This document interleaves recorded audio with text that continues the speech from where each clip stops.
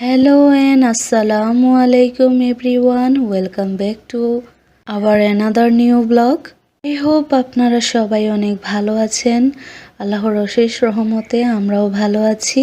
আলহামদুলিল্লাহ প্রতিদিনই ক্ষেত থেকে 10 কেজি 15 কেজি করে একদিন পর পরই দেখা যায় 10-15 কেজি 17-18 কেজি করে হচ্ছে টমেটো তোলা হচ্ছে প্রতিদিন। তো এই টমেটো কিন্তু অনেক কষ্ট করে লাগিয়েছিলাম, তো তারপর এখন ফল দিচ্ছে। তো 15 কেজি টমেটো তুললে দেখা যায় এর মধ্যে হচ্ছে 4 কেজি 4.5 কেজি থাকে নষ্ট। মানে এই বছর টমেটো এত যে নষ্ট হলো কেন জানি না। অন্যান্য বছর টমেটো হচ্ছে গাছের মধ্যে ঝাহা দেই না, খুঁটা দেই না, গাছগুলো লতাপাতা ফল টল নিয়ে মাটিতে পড়ে থাকে, তারপরেও কত সুন্দর ফল হয়, এত পচে না। কিন্তু এবছর টমেটো সহ টমেটোর ডাল মানে জাহার ওপরেই আছে, তারপরেও যে কেন টমেটোগুলো এরকম পচে যাচ্ছে জানি না।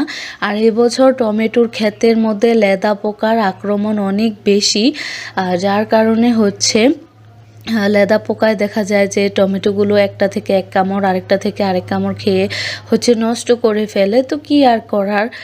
তো এই তো এখন হচ্ছে আমি যে আবার কত পাখি আছে বুলবুলি, একটা লাল টকটকে হচ্ছে টমেটো থেকে জাস্ট একটা ঠোকর দিবে, তারপর হচ্ছে আবার চলে যাবে অন্য গাছে, আরেকটা মানে অন্য গাছের অন্য একটা পাকা টমেটোতে, সেখানে গিয়ে আরেকটা ঠোকর দিবে। দেখা যাচ্ছে পুরাটা টমেটো একদম এত সুন্দর ওপর দিয়ে জাস্ট একটা ঠোকর দেওয়া, তো ফেলে দিতে হচ্ছে, খুবই কষ্ট লাগে, ভালো লাগে না।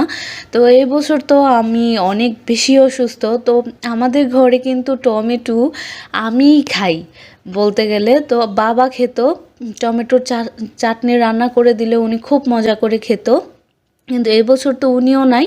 আর এবছর আমিও মানে খাইতেই পারতেছি না, টমেটোও খাইতে পারছি না। তো ওই দিন হচ্ছে একটু টমেটোর চাটনি রান্না করলাম, টমেটোগুলো কেটে ধুয়ে নিয়েছিলাম, তারপর রসুন আর হচ্ছে শুকনো মরিচ পেঁয়াজ এগুলো ভালো করে তেলের মধ্যে ভেজে নিয়ে তারপর টমেটোগুলো দিয়ে লবণ হলুদ মরিচ দিয়ে দিছি। আর টমেটোর চাটনির মধ্যে হলুদ মরিচ একটু কম দিলেই ভালো লাগে, ফোড়নের মধ্যে একটু বেশি করে রসুন দিলে শুকনো মরিচ দিলে খেতে অনেক বেশি স্বাদ হয়। আর আরেকটা কথা হচ্ছে কি, মানে টমেটোর চাটনি তো প্রায়ই রান্না করা যায়, খাওয়াও যায়, কিন্তু কথা হচ্ছে যে সিলিন্ডার গ্যাসের মধ্যে টমেটোর চাটনি রান্না করতে গেলে অনেক বেশি সময় লাগে। টমেটোর চাটনি কিন্তু এটা রান্না করে মানে এটাকে শুকিয়ে নিতে, গলিয়ে তারপর এটাকে শুকিয়ে নিতে অনেক বেশি সময় লাগে।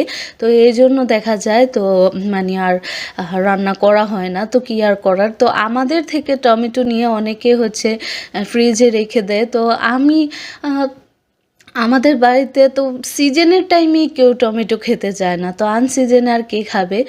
তো এই জন্য আর হচ্ছে এবছর ফ্রিজেও রাখা হচ্ছে না। তো গত বছর বলেছিলাম যে এমনি ফ্রিজের মধ্যে টমেটো রাখলে মনে হয় যেন কি জানি সিদ্ধ সিদ্ধ হয়ে গেছে, কি একটা খাচ্ছি এরকম লাগে।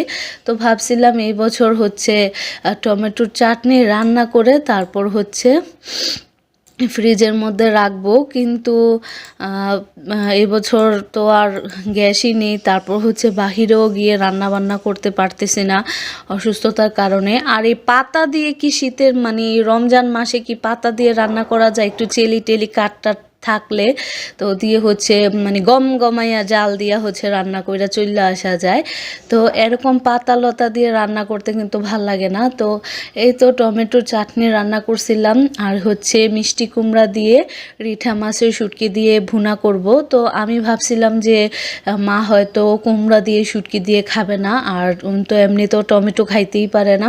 তো টমেটো চাটনি রান্না করছি আর হচ্ছে কুমড়া দিয়ে শুটকি রান্না করছি, যদি এগুলো না খায় এই জন্য হচ্ছে ওনার জন্য 2-3টা পেঁয়াজ কেটে হচ্ছে একটা ডিম হচ্ছে বুনা করে দিচ্ছি। তো ফ্রিজ ভরাই ডিম আছে, চাইলে আমাদের দুজনের জন্য 3জনের জন্যই করা যেত, কিন্তু করি নাই, কারণ হচ্ছে ডিমও খাইতে ভাল লাগে না। তো এই তো আমি হচ্ছে ঝটপট করে অল্প একটু ডিম ওনার জন্য হচ্ছে ভুনা করে নিতেছি, আর একটু দিয়ে দিলাম লাস্টে ধনিয়া পাতা। তো এরকম করে মানে আমি ফ্রিজ থেকে আদা রসুন বের করতে মনে ছিল না, তো আমি হচ্ছে ডিম বোনার মধ্যে সামান্য একটু আদা রসুন দিই, আবার নামানোর আগে একটু জিরার গুঁড়া দিই। তো আজকে ভাবলাম যে একটু ধনিয়া পাতা কুচি দিয়ে হচ্ছে করি। কাঁচামরিচ আর ধনিয়া পাতা দিলে ডিম ভুনার মধ্যে একরকম স্বাদ হয়, আবার আদা রসুন বাটা আর হচ্ছে জিরা গুঁড়া দিয়ে করলে আরেক রকম টেস্ট হয়। তো আমি তো জানি না আমার কোন কোন প্রিয় আপুরা এখনও পর্যন্ত আমার ব্লগটি দেখছেন। তো যারা যারা এখনও পর্যন্ত আমার ভিডিওটির সাথে আছেন, প্লিজ একটি লাইক দিয়ে পুরো ভিডিওটি কন্টিনিউ করবেন। আর ভিডিওতে ঢুকে সাথে সাথে একটা কমেন্টস করে বের হয়ে গেলে এটা আপনার চ্যানেলেরই ক্ষতি, আপনার চ্যানেলেরই ক্ষতি, আপনার চ্যানেলেরই ক্ষতি। এটা আপনারা কবে বুঝবেন জানি না। তো গঠনমূলক কমেন্ট করবেন, সুন্দর কমেন্টস করবেন, ভালো কমেন্টস করবেন, দেখবেন যদি দেখতে ভাল লাগে দেখবেন, না ভাল লাগলে না দেখবেন। কিন্তু এরকম এই ঢুকলেন একটা সুন্দর একটা কমেন্টস করে চলে গেলেন, তাহলে কেমন জানি লাগে না বলেন তো। তো এই তো এখানে হচ্ছে একটা বাঙ্গি কেটে নিছিলাম, তারপর হচ্ছে রিঠা মাছের শুটকি দিয়ে হচ্ছে মিষ্টি কুমড়াটা রান্না করলাম। আমি গরম পানিতে হচ্ছে শুটকিটাকে বেশ অনেকক্ষণ ধরে হচ্ছে আধা ঘন্টার মতো গরম পানিতে শুটকিটাকে ভিজিয়ে রাখছিলাম। তারপর তেল, পেঁয়াজ কুচি, হলুদ, মরিচ, লবণের সাথে হচ্ছে শুটকিটাকে 5-6 মিনিট ধরে ভালো করে কষিয়ে নিয়ে তারপর মিষ্টি কুমড়াগুলোকে দিয়ে দিছি। তো মিষ্টি কুমড়া দিয়ে শুটকি খাইতে আমার খুব ভালো লাগে। এটা হয়তো বা একটা মানে আনকমন হয়ে গেল, কম্বিনেশন হয়ে গেল। মিষ্টি কুমড়ার সাথে হয়তো মাছটাই বেশি খাটে, কিন্তু আমার কাছে না মিষ্টি কুমড়া দিয়ে শুটকি দিয়ে খাইতেই ভাল লাগে। তো আমার মা লইট্টা শুটকি দিয়ে মিষ্টি কুমড়া দিয়ে রান্না করতো, তো এত বেশি মজা লাগতো খাইতে।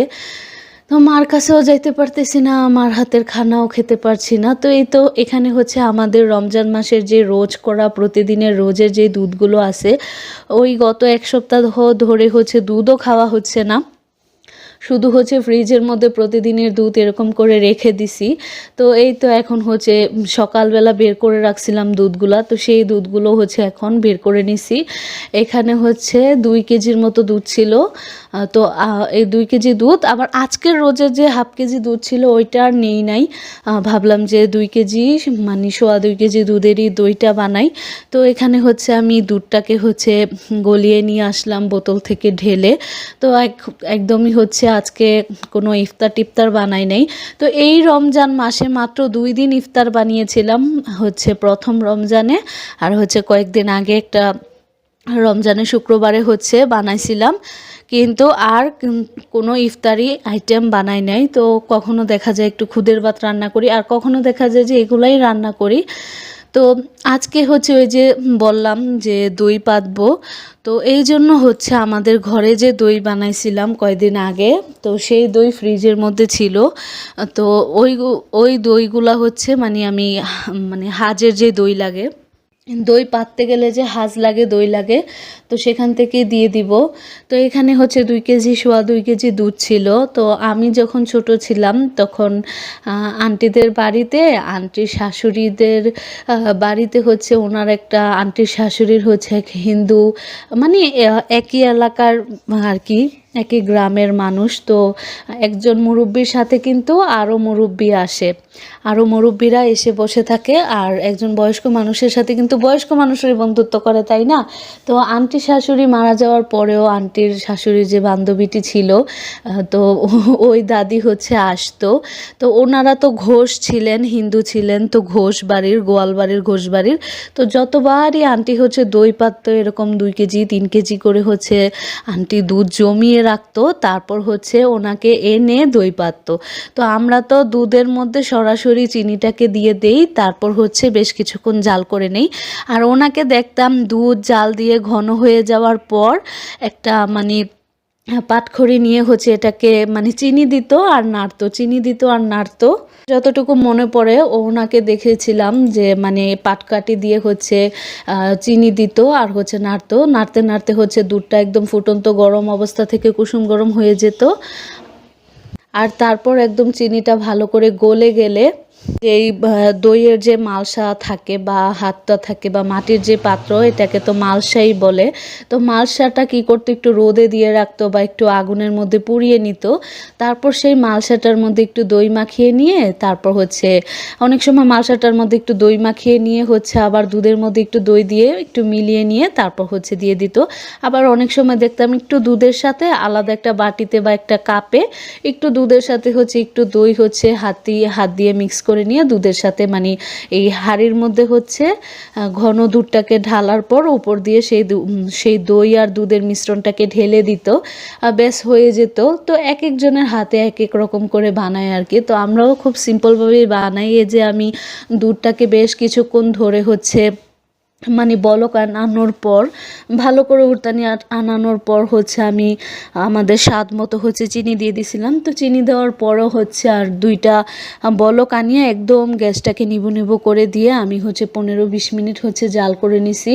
আর তারপর হচ্ছে মা হচ্ছে দইটাকে পাতিলের মধ্যে মালসার মধ্যে ঢেলে নিছিল। তো এই মাটির পাত্রটা, এই মাটির হাঁকিটার মধ্যেই কিন্তু সবসময় আমাদের দই পাতা হয়।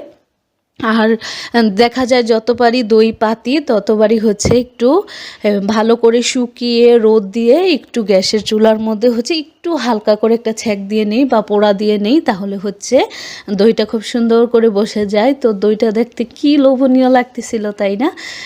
তো রমজান মাসে এই যে বসে বসে নামাজ পড়তেছিলাম, রাত্রে এশার নামাজ পড়ার পর হচ্ছে দই খাচ্ছিলাম।